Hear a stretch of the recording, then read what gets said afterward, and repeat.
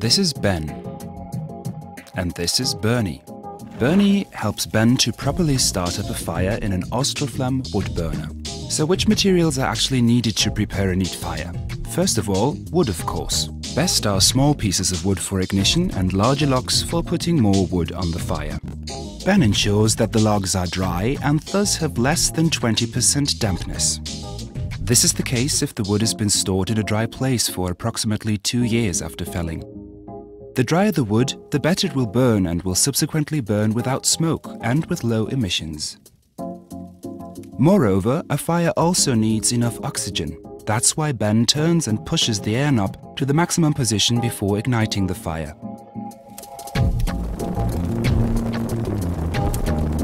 If available, the shaking grate has to be opened too.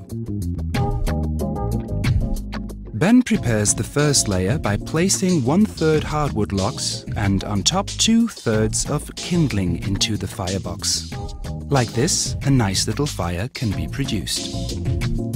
He then lights the wood by means of a lighting aid, like for example waxed wood shavings.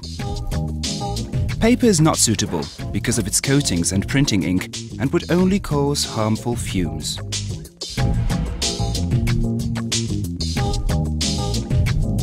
As soon as there are only embers left in the firebox, you can start reloading more wood.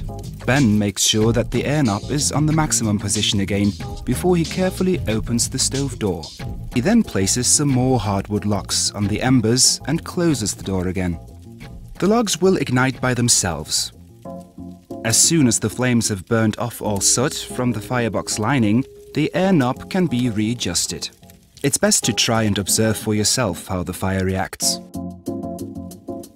If the flame tips are black or if the flames are blue, the fire does not get enough oxygen. Please note, a clean combustion is visible. It shows by a clean glass, a white firebox lining and the color of the flames.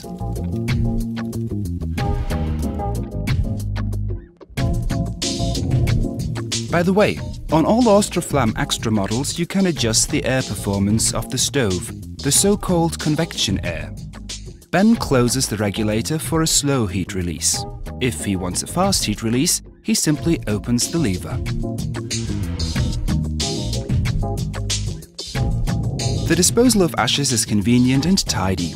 For stoves with a grate and ashbox solution, Ben lifts up the grate with the supplied hook, places the lid on the ash box and locks it. When reinserting the box, Ben takes care to place the cutout towards the air flap. If the stove has an ash drawer instead of an ash box, he will close the grate first. Then simply pull out the ash drawer.